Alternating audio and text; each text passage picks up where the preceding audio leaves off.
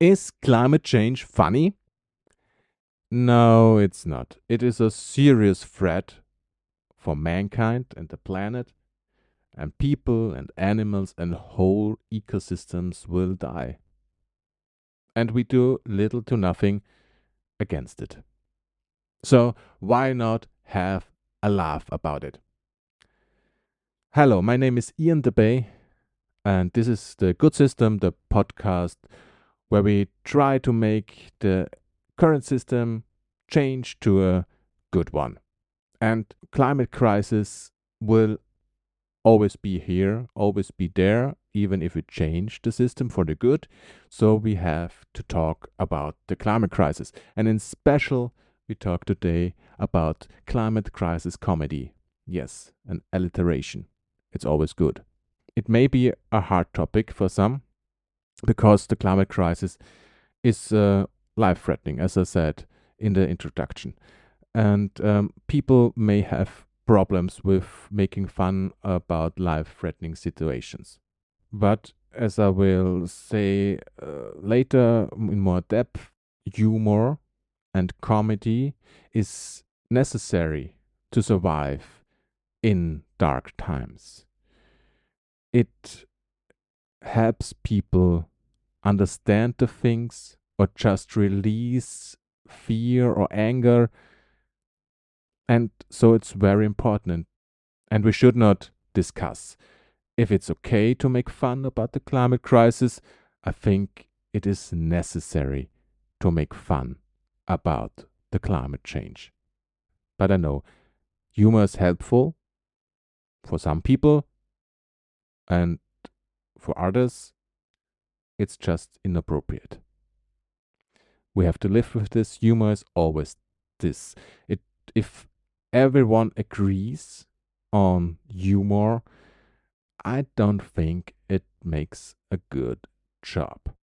How do people cope with the emotional chaos of the climate crisis? There are different kinds of people and different strategies to survive.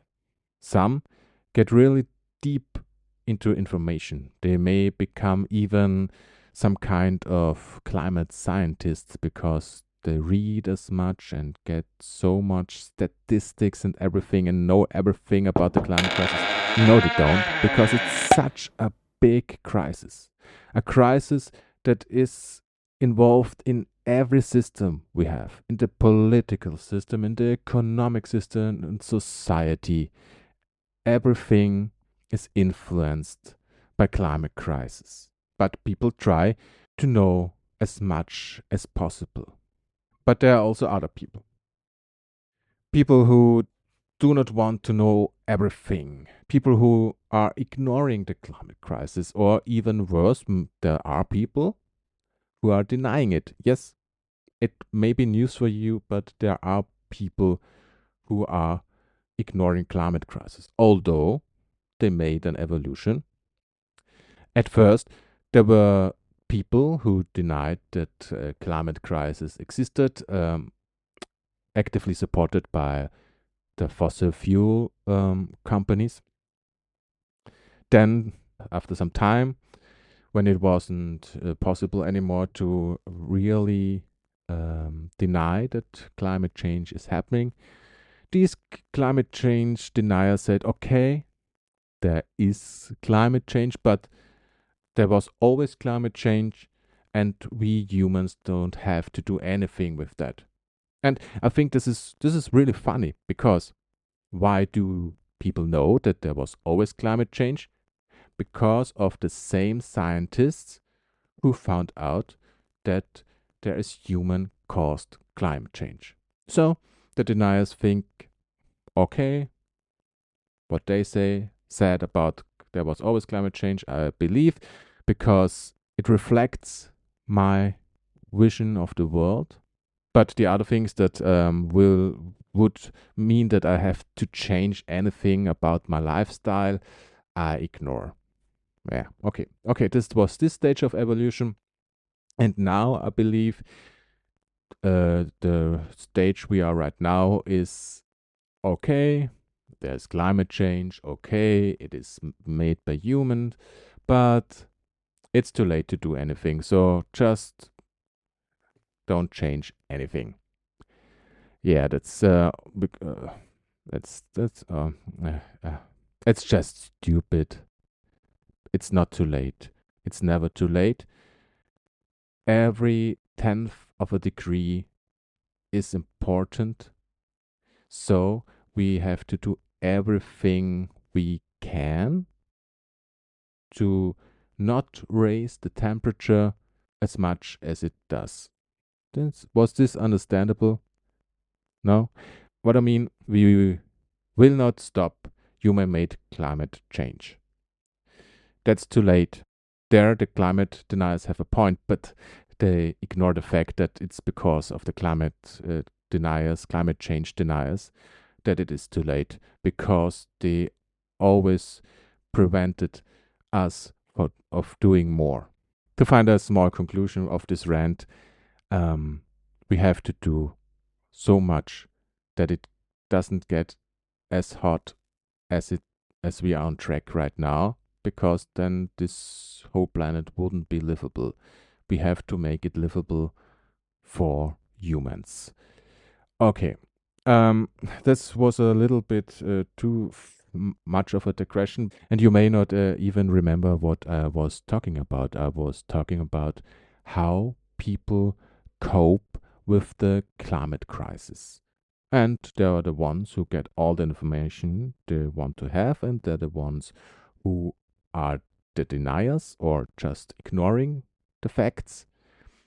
And there are people who get angry because they know that climate is changing because of us, because of humans, and more specific, because of a few people in comparison to all mankind.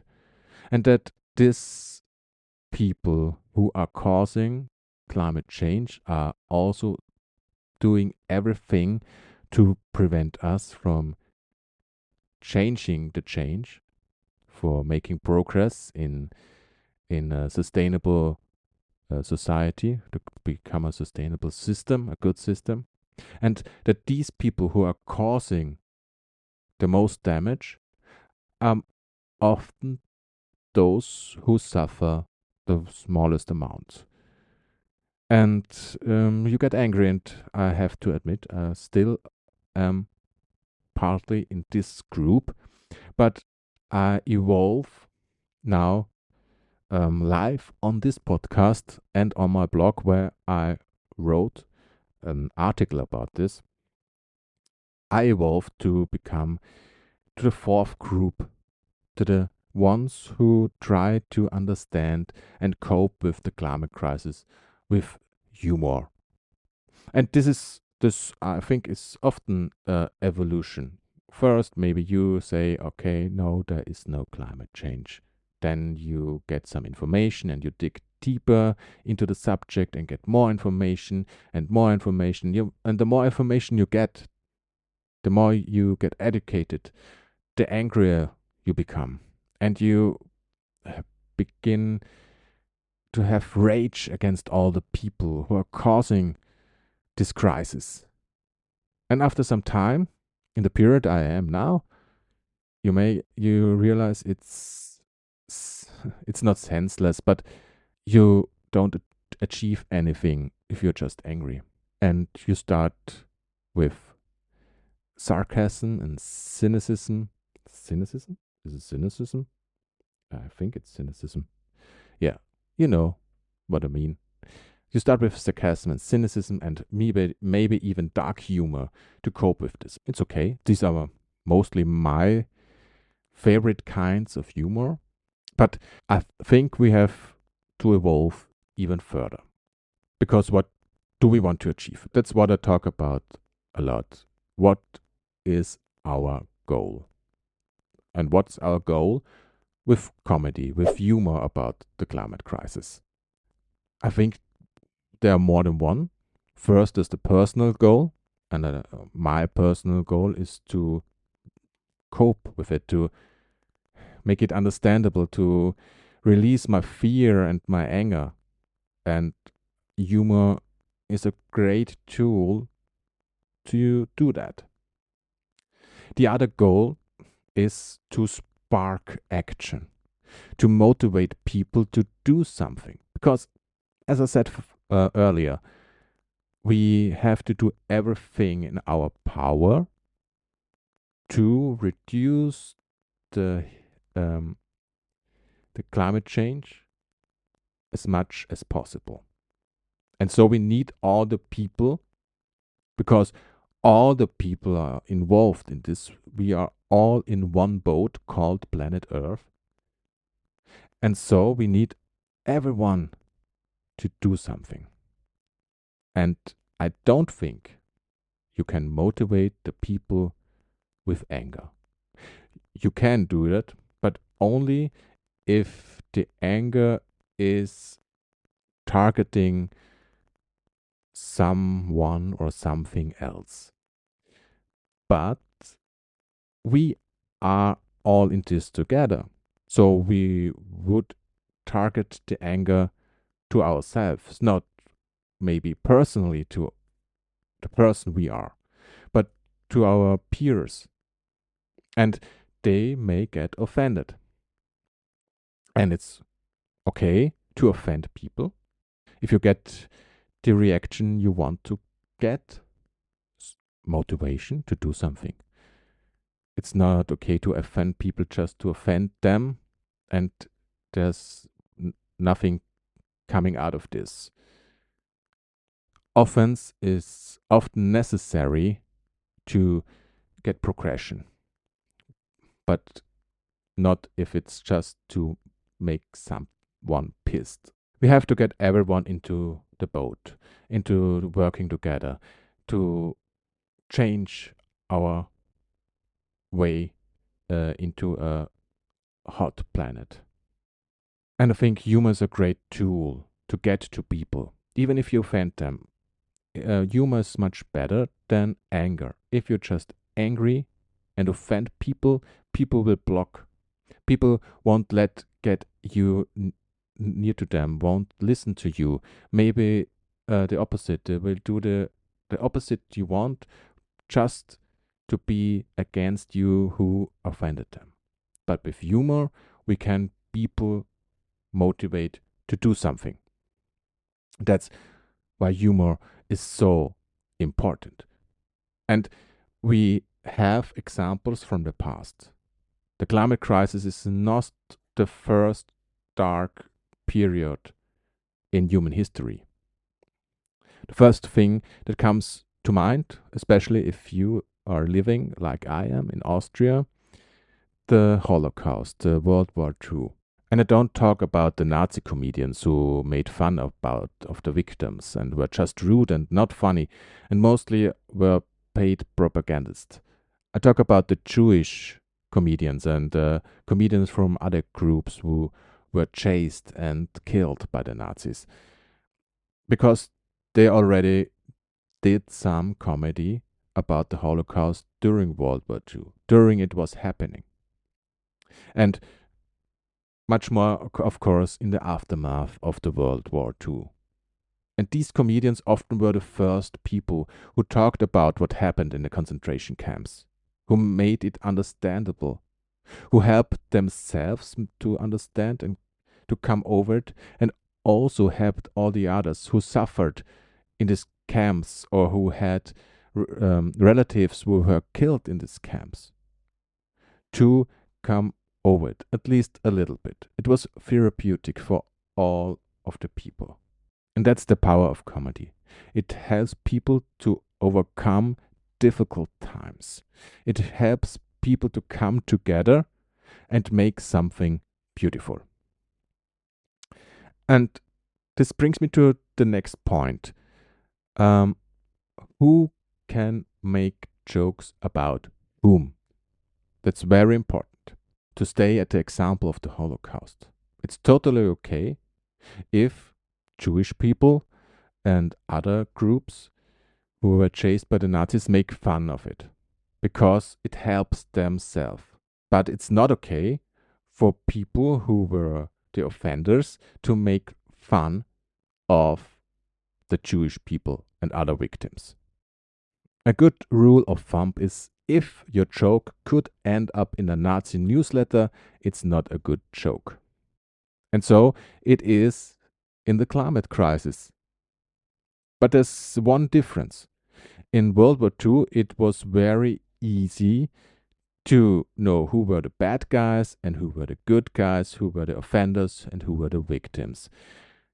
In climate crisis, it's not so easy because we are all offenders and we are all victims, some more than others. But we are all in this. If you target a joke about the climate crisis against someone, good targets the 1% or the top 10% or even the top 49% if the lower 51% make jokes of them. People from the aviation industry, from the fossil fuels industry, from the cars industry and the agricultural industry, and even politicians who do not do their job to solve the climate crisis. These people are all good targets. Also, we Europeans or North Americans or people from certain Asian countries who are the biggest emitters are good targets. We as a society are a good target, and even if you make fun of climate change itself, I believe this is a good target. No good targets are people who didn't emit as much as we have or as we do, and people who suffer the most, which are mostly people of poor countries, indigenous people. These are not good targets. It's all about punching up and not kicking down. That's for every situation, but especially if you make fun about people in a crisis. Don't make fun of the victims, make fun of the offenders or the situation itself, except if you are a victim yourself. That's very important. And now I have a small digression again. It's about getting offended or offend people. I do not make any rules what you are allowed to say and what you're not allowed to say. You can say everything. I really truly believe that you are allowed to say everything you want. But if you offend people with what you say, don't be offended if they talk back to you. They have also the right to say everything they want, especially if you hurt them, if you offend them. And there's a big difference if you just make a joke to offend people and to hurt them, if you don't have any other goal behind the offense, or if you make the joke to offend people to get something out of them, to motivate them, to make them think differently, to get them out of their bubble.